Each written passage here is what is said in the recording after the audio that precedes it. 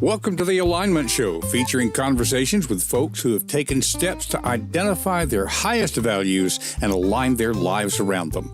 Time on this earth is not unlimited, and you may be seeking to make sure you spend your time on things that matter to you. These conversations will encourage you and support you in doing so. Now, let's meet this week's guest on The Alignment Show.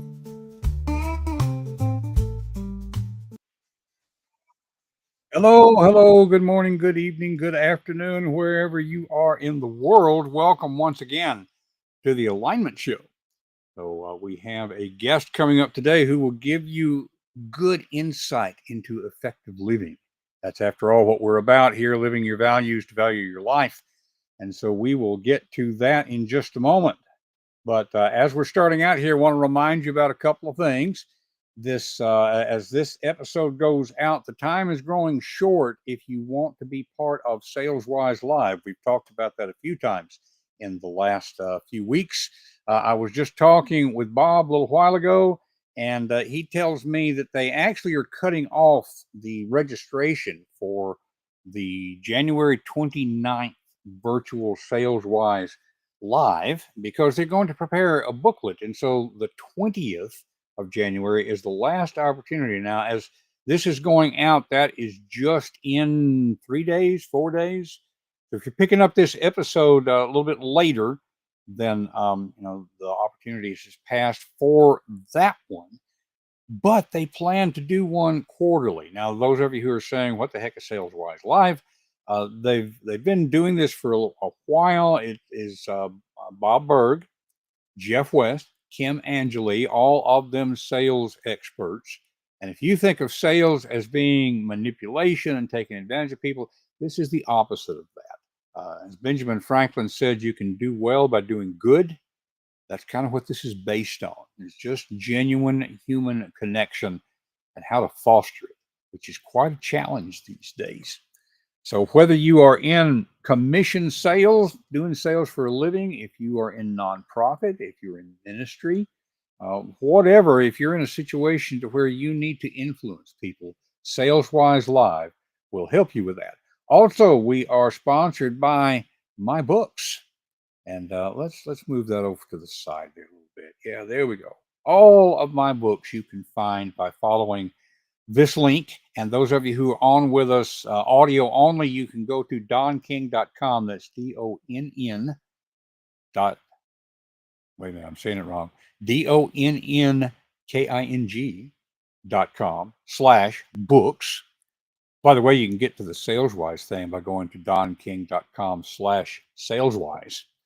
So that's just a place to find all of what's going on there. And for those of you who are on with us live, I will mention that, and you don't even have to be on live, actually.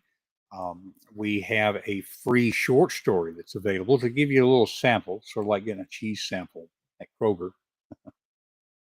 Find out whether you like the writing or not. If you go to donking.com/free writing home, there's a short story called Writing Home, and you can get it for free right now, and that will give you a little bit of a flavor. So those are our sponsors. And so coming up here as our guest, we have a conversation with Bill Dickinson. Now, this is one of those that we recorded a few months back. And excuse me while I cough just a second. The joys of life. We recorded this interview with Bill back in August, I think it was. And so the principles he's talking about are timeless, and we will share with you how to get in touch with Bill and see what's going on with him these days. But there's a good conversation here that's going to help you to live your values and value your life. So let me give you some quick background on Bill. See, get over here. Yes, yes. Bill is a premier executive coach with over 30 years of experience transforming leaders across industries, companies, and nonprofits. Has an impressive background that includes a doctorate in leadership development and a master's in morals and ethics. I wasn't able to catch up with him just in the last week or two, but I gotta wonder what he's thinking about morals and ethics with some of the challenges facing our culture these days. But Bill has dedicated his career to empowering leaders to evolve and thrive. So we're very glad to have this conversation with Bill Dickinson today. And so let's go ahead and get into the interview. I'll turn it over to my recorded self. And thank you, Don. So here we are with Bill Dickinson. Bill's been introduced already by my live self, because after all, we are recorded here. But we're going to get to know Bill a little bit and how he came from his background into this extensive leadership training that he does these days. So, Bill, thank you. First of all, thank you for being on the show here with us. Don, I'm delighted to be here. I hope I align with the Alignment Show, and I look forward to a really rich conversation with you and, of course, your audience. So thank you. Absolutely, absolutely. And of course, we want to talk about the leadership work that you're doing now. But before we get into that, Okay. you know, as I probably said in the introduction, you spent 25 years as a priest, I believe. Yes, I did. So I was ordained a Roman Catholic priest for 25 years, and I left ministry about 10 years ago. Okay. Okay. So almost all of my adult working life was in either parish ministry or doing leadership development for the Roman Catholic hierarchy.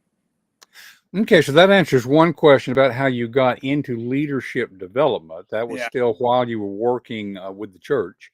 It was, yeah. And just doing a little bit of math there, did you go into the priesthood straight out of high school, college? Was that something that came along a little bit later?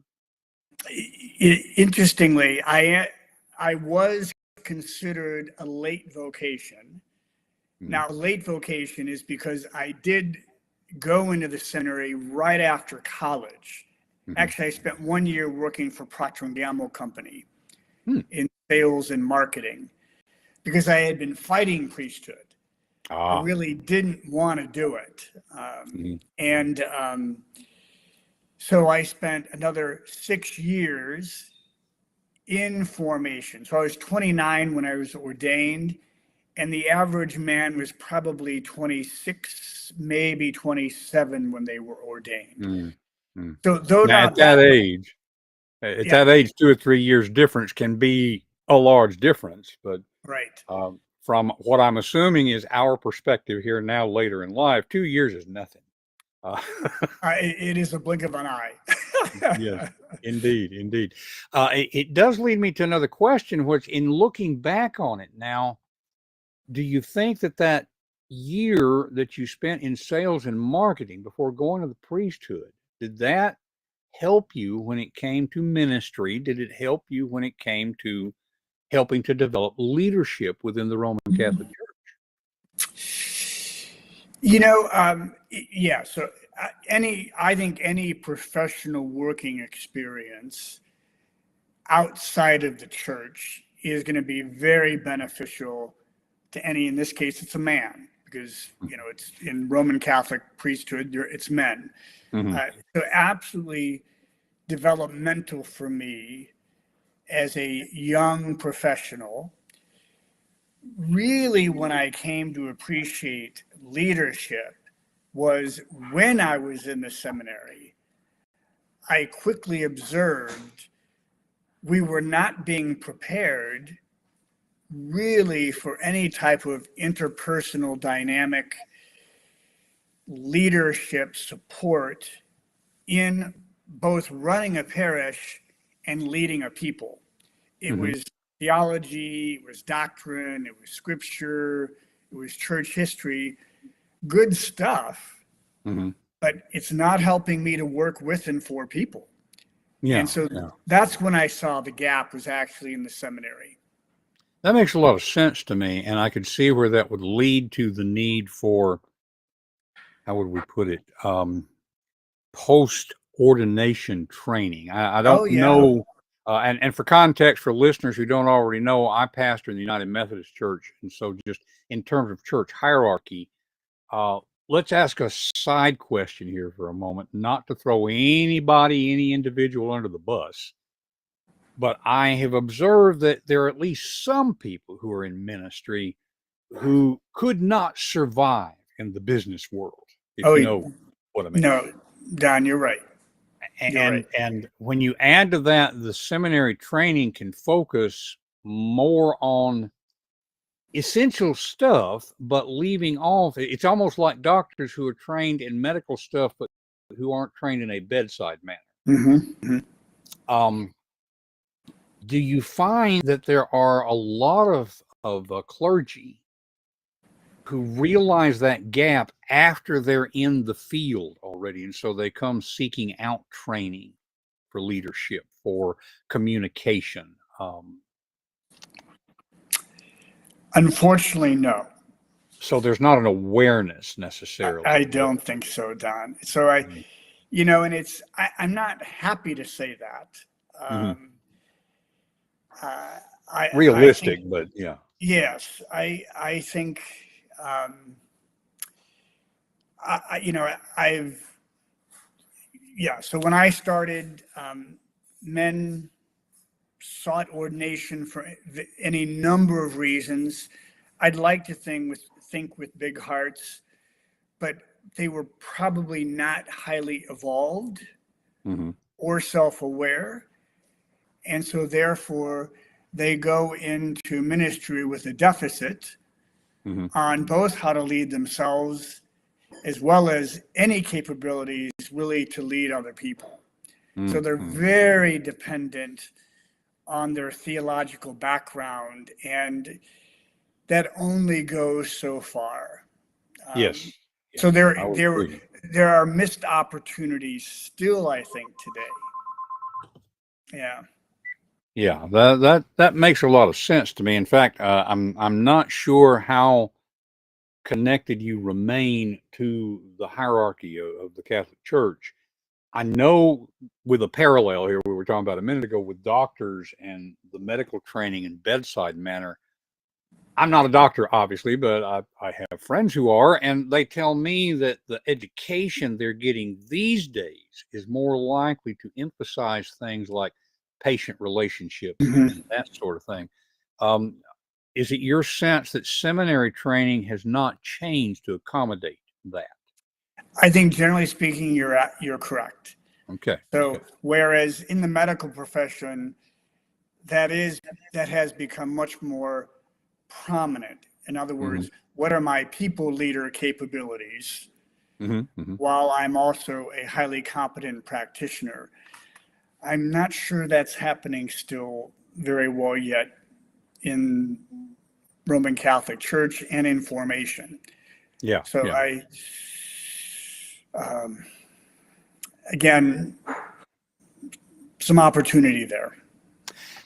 And let's emphasize on that word opportunity. You were doing leadership training while still a priest. That tells me that somebody realized the need for it. Now, what Yeah. I'm curious about at this point, was it, and again, I don't know the proper terminology for the hierarchy, within the Roman Catholic Church. I know what it would be in the Methodist Church. Sure. Was it a matter of a supervisor of some sort? Probably not, bishop wouldn't be the word here, but somebody who's over an area. In the Methodist Church, it would be a district superintendent, Mhm. to look at a given priest and to realize, you really need this training. I want you to go to Bill Dickinson and get this training. Or they would send you to a diocese and say, Right. No, offer you're it. And tracking. yeah, anybody who wants to attend, they can come. how much of it was people just realizing they needed to come to the training, and how much of it was a supervisor saying, you need to go? Does that Yeah. make sense? Oh, no, it's very well said. So in this case, now I'm going back now probably almost 20 years, certainly 18 years. I was, if you will, recruited away from my diocese in Cleveland to do full-time leadership work. Mhm. And one of my responsibilities was to go into a diocese and meet with the bishop and some of his senior leaders. And quite frankly, I was selling them on a leadership development program of that in total was 29 days over 2 years. Wow.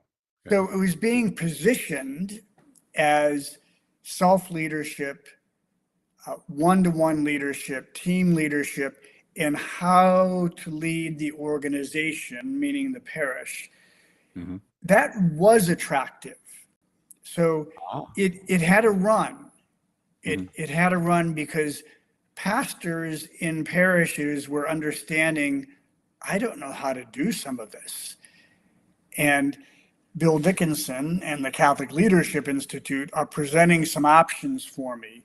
And I think I'll take advantage of that. At the end of the day, though, you're right, Don, the bishop had to sign off on that. Mm-hmm. And it was really volunteer. So priests volunteered to participate. Only a handful of times were they made to participate. That's never a good audience when you're made. Well, yeah, that was one of the things I was kind of getting at, is the nature of the audience. Is there a requirement for continuing education within the priesthood? Okay, so you could get CEUs for attending or something like that. Yeah, in that case, it wasn't CEUs, but you're right. It was continuing education, and that is how it was, if you will, sold as attractive. This develops priests, because our leadership work that I was responsible for was adapted for parish life, ministry, and aligning with theology, generally speaking. Okay, let me jump ahead, knowing that I'm going to come back and jump to even a little earlier than what we're talking about right now. So jumping ahead, as you left the priesthood, have you found that I'm assuming more of a business setting is where you're doing your training now? Correct. Are they more receptive? Do they recognize the need and they beg you to come in and help with the leadership? Or is there still a resistance maybe on the part of the people who really need the help, that they need the help? You're talking in businesses now, correct? Right. Yeah. No. So fortunately, businesses and leaders have evolved quite a bit. Mm-hmm. So fortunately, for me, I kind of distinguish myself as one who develops people leaders. So I'm strong at emotional intelligence. I'm strong at what are the best practices that support a manager or leader in leading people. So, and actually they're hungry for it. So they really are. So they understand that instead of being hierarchic centered, they need to be more human centered. They need to have some empathy. They need to have some interpersonal skills that invite, help me to understand where you're struggling, whether it's at home or at work. And let me elevate my best practices for listening or for being vulnerable myself. No, I've been quite fortunate since I've left ministry and started my own business and leadership. Leaders are hungry to learn how to better work with and support people. Much more so than the church, for sure. Well, and I could see that. In fact, maybe if it's not getting too personal, was that part of the decision for leaving the ministry? No, But before we started recording, folks, we talked about we still have that sense of calling. You know, the calling is being expressed in a different way. So, is this a continuing ministry in a sense? And that was what left leaving the professional ministry. Don, you are really good. So, um, I left ministry primarily to come out as a gay man. Okay. So I wanted to exercise my own self leadership by being just that much more honest with myself hmm about my identity, not only as a man of God, but also a gay man. hmm So I had to practice my own self leadership to be more authentic, if you will. Um, what I recognize is that what I bring to the table, why I think I'm impactful, why I think I'm engaged, I'd like to use the word successful, humbly speaking, hmm is because I bring some empathy. I bring sensitivity to the broken nature of our person, uh, personally and professionally. So as I teach people leadership skills, as a form of ministry, they experience me as being authentic, vulnerable, um, and highly committed to their development. So, what I believe in is wholeness. And I think that's true for us professionally. I think professionals want to be whole hmm hmm in their person and in what they do. hmm So, I do my best to cultivate that as I'm teaching the benefits of one to one and why feedback should be normative and why psychological safety is an imperative for teams. Um, that resonates strongly with them because they can feel that I care, hmm and I do. Does that help? Yeah. How much would you say? And I'm this is not a mathematical thing, but how much of the training that you do is about mindset, and how much of it is about technique, so Yeah. to speak. No. Um, so uh, I'm a big proponent of self-awareness. So self-awareness is a primary domain of emotional intelligence. And emotional intelligence can be learned. And the research proves if you can elevate your emotional intelligence as a leader, you're going to be more impactful and likely to be advanced or promoted more than others. hmm Here's my point. Um, I spend a lot of time engaging the learner in becoming self-aware, spending time with themselves, understanding what works for them and against them, and being open to the feedback, the insights, the observations of others as a way to become more self-aware. Because the more self-aware we are, the better we lead ourselves. And if we can lead ourselves well, we can lead others much more credibly. They're going to follow us more generously because I've got my own house in order. Okay, that makes sense. That makes Yeah. sense. So this is a good place to jump back to that earlier time then when you started doing leadership training within the Catholic Church. Obviously, you didn't just, you know, in 2 weeks, I'm going to start teaching leadership. That was something that developed over time. I'm going to do something that an interviewer shouldn't do, which is to ask two questions at the same time, but you can decide how to weave them together. what led you to not just study leadership, but offer training to others at that time? Mm. And the second question, this is more curiosity than anything. Obviously, you're beginning in teaching about leadership with the self leadership and the self awareness. I can Yes. sense that that's a big thing that you emphasize.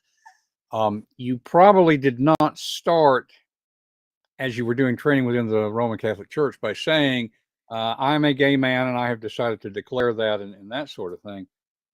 The curiosity question is, as you're teaching others about self awareness, we learn what we teach others, we learn more deeply Yeah, ourselves. sure. Mm-hmm. So it led you to greater self awareness yourself until you reached a point that you could no longer deny or continue to hide or whatever it Well might be. said.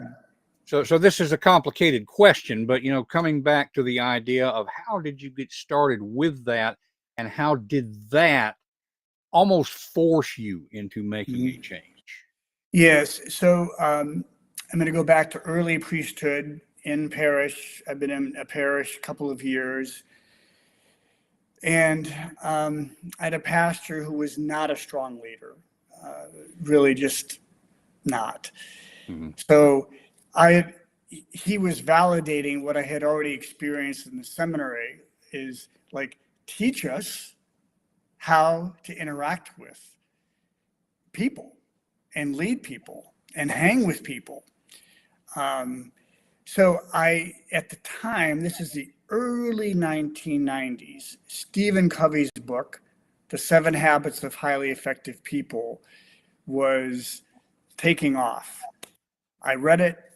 I loved it. I said to both my pastor and my bishop, would you support me if I translate these 7 habits into a pastoral setting and pastoral ministry? I had support for that.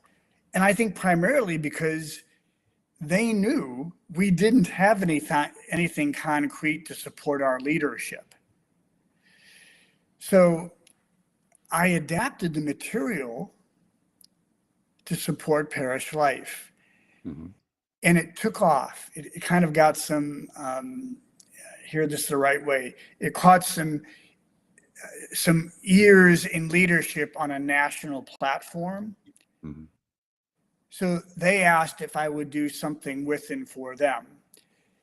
Eventually, I got my doctorate in leadership development while I was ordained, simply because it was evolving for me. But to your other question, Todd, yes, at some point, I became very much aware, boy, I love teaching leadership. I love supporting these men in their development, but I'm not being highly authentic. Mm-hmm. And so over time, as I learn and mature and evolve, it just became important to say, Bill, own this truth about yourself and come out. But I knew once I did that, Don, I would no longer be supported in my leadership work. Mm-hmm. So I knew there would be a consequence. So when I left understanding I would no longer be welcomed doing leadership work with and for others, because that's not how it works in the Right. Catholic community. Right. Yeah. Yeah. Does that answer? I think I answered both questions. Absolutely, absolutely. That the increasing awareness of a disconnect Yep. and your emphasis on authenticity and consistency. Mm-hmm. And one of the reasons I bring this out, I think this is something worthwhile for our listeners, as you might be thinking about, okay, here's who I am, here's my values. We talk about values a lot on the show, Bill, and all values means is what's important to you. Mm-hmm. Live your values to value your life. And so as it became more important to be true to who you are than to have a secure livelihood in a sense. I mean, Yeah, the church, and I'm saying church in general here. It can be depending on the denomination. Some places it's really insecure, but in a lot of ways, as long as you are following orthodoxy, right. then you have a guaranteed income in a sense. And so it really took a lot of I know the word's overused, but I think it applies here. It took a lot of courage to face that and to say, I must go where I was not prepared to go. I went to seminary. I didn't have a business background. I've spent 25 years here. I've got to make a change. And I mean, that's the thing that really goes along with the alignment show here. So I've been talking a little too much as I'm looking at the clock. We are running short of time, but I want to be sure that we talk about what you're doing now. And I told you what our time limits are, Bill, but we can stretch that a little bit. So don't worry about it. It's my problem. Okay. But I want to make sure that people know what you're doing at this point. So let me see here.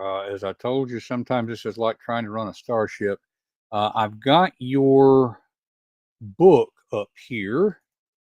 Okay, and we're going to share a QR code here in just a moment. We'll also have a link in the show notes so that people can find this. But tell us a little bit about Optimizing Self.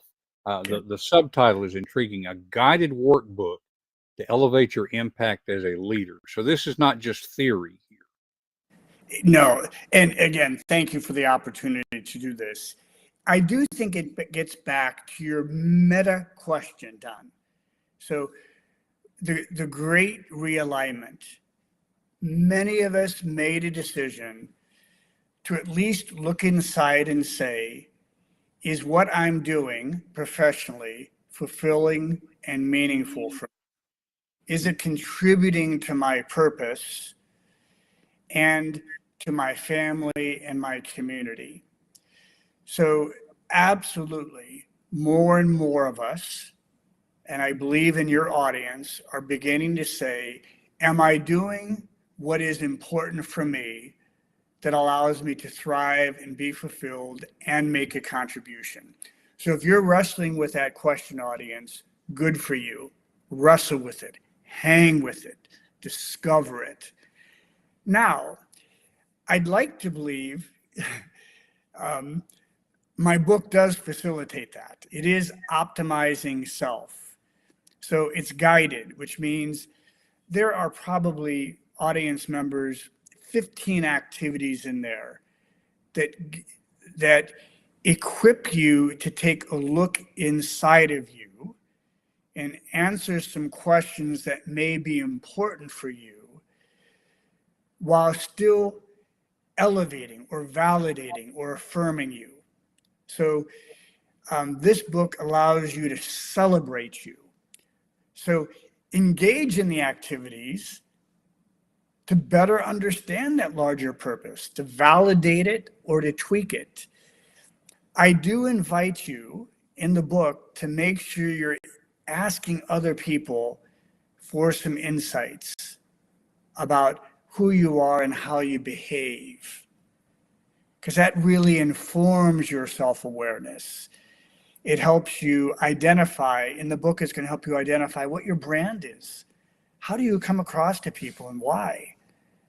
It's going to invite you to ask yourself, what is my differentiator as a professional?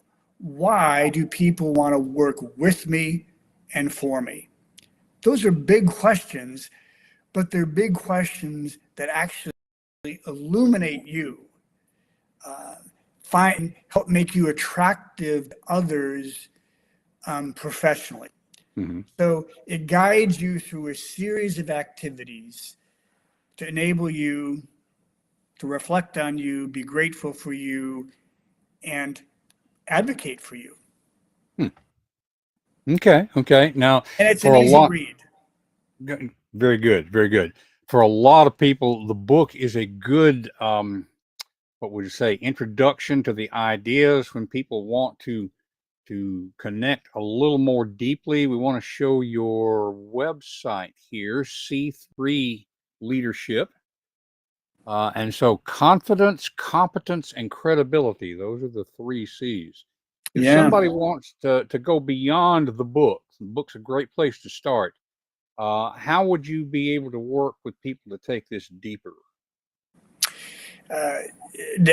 Certainly, Don, they could contact me directly at bill.dickinson at c3leadership.org. And I know you'll have that in the show notes. And Yes, thank you absolutely. for having that in the show notes. Absolutely. Or through LinkedIn. And we've got a QR code here for the LinkedIn now. Look at you. Yeah, that's well, and LinkedIn is such a great way to connect with people, so we always want to share those. And folks, those of you who are on here audio only, we're going to put all of these in the show notes. Remember that you can always get to the show notes by going to confidencecultivators.com, and we'll have a listing there of all of the episodes. We're not quite sure which episode number this one's going to be, but you can always find those show notes, and I would encourage you to check out Bill's offering here. So, Bill, we're running out of time here. Okay. I find that a lot of times when I'm talking with somebody about their journey, we're spending 20 minutes together. You've spent a lifetime developing this kind of thing, so there may be something that you wish we had touched on or touched on more deeply. Is there anything like that? And what would your answer to that be?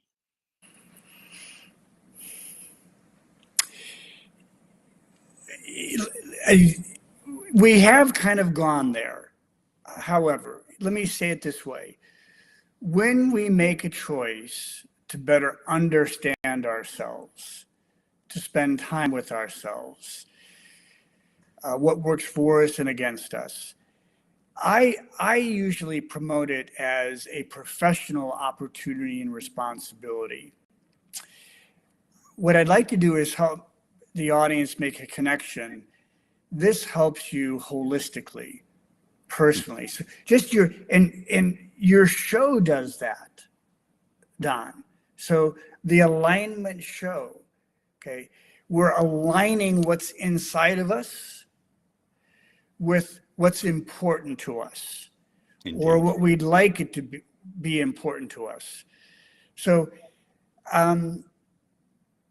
let me make that statement, and thank you for giving audience members an opportunity to consider it within themselves, both with me and, of course, through lots of other guests that you have. Indeed. Well, Bill, thank you so much for coming on here. My pleasure. The reason I do the podcast is it gives me an opportunity to talk with people I otherwise wouldn't get to have a conversation with, and this was a delightful conversation. Thank you for sharing this with our audience. Thank you for having me very much. Be well, everyone. Absolutely. So I will turn it back over to my live self for the outro, and we'll find out who may be coming up next. Don?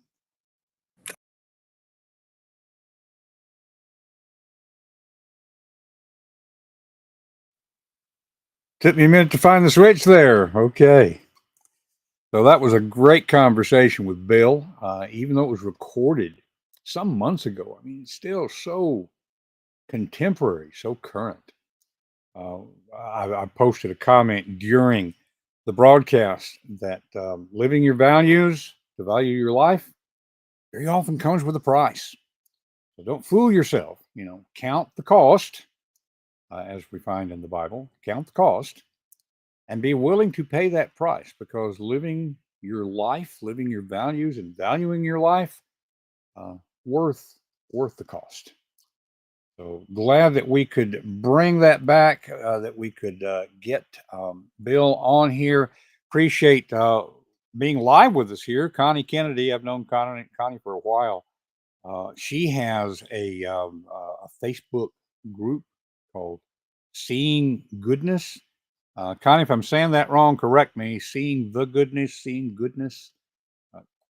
Very supportive community there, and it's very good to know folks like Connie. So thank you for being here, Connie. And for those of you who might be watching the replay, feel free to comment. I watch for comments that come in on the replays because, we're all about connection. We're all about community. One of my frequent sayings is connection before content. It's not that the content doesn't matter. It's that without the connection, the content won't matter. So Bill was all about genuine connection, and I'm glad to see the leadership development that he is bringing to the world. So, and again, you're quite welcome, Connie. My pleasure. And for all of you who are watching or listening, I do hope that we bring value to you in living your values, to value your life. So, as I started to say, speaking of connection, next week we will have with us once again Jo Penn. She is known among independent authors by Joanna Penn. She has the Creative Penn podcast. Fiction fans will know her as J.F. Penn, but her friends call her Jo, and she is quite an influence in modern publishing. And she has the second edition of a book that has been seminal to a lot of us in our careers. Technically second edition, but it is a complete rewrite. I mean, it's bringing things up to date. So we will be broadcasting that next week. I'm not completely sure of the date and time, but we'll have it in the show notes. And you'll want to be sure and go to confidencecultivators.com and subscribe so that you can keep up with the show notes, keep up with upcoming guests. We have a new group. I don't think Jo even knows this yet, but she is a part of that group. I'm calling the group Stars in Alignment. These are people who come on really whenever they want to, because they always bring value to our audience. And so I'm glad to include her in that group. And so next week, sometime, we will be on here with the Alignment Show with Jo Penn, and there are a half a dozen other folks that I've got lined up in coming weeks. So although the exact broadcast time may vary from week to week, we have a lot of good conversations to share with you. Be sure and share this with your friends. One of the things that you're supposed to say when you do this kind of thing is be sure to like, be sure to share. And I always forget that, but it really does help the podcast. And it helps to serve people who need what we have to share here. So do something like that for your friends. And I keep showing what Connie's saying. I'm glad she's on here live. But thank you so much, Connie. I just really appreciate that. And we do want to make a difference to people out there, as I know the listeners here do. So you make a difference. And keep on making that difference. In any case, we will see you next time here on The Alignment Show. That's it for this week's episode of The Alignment Show. What has it inspired you to do in your own life? Whatever it is, take action now and take the first step. It will help you to talk with a friend about what you're thinking. Share confidencecultivators.com to spread the goodness. And remember to live your values and value your life. We will see you next week on The Alignment Show.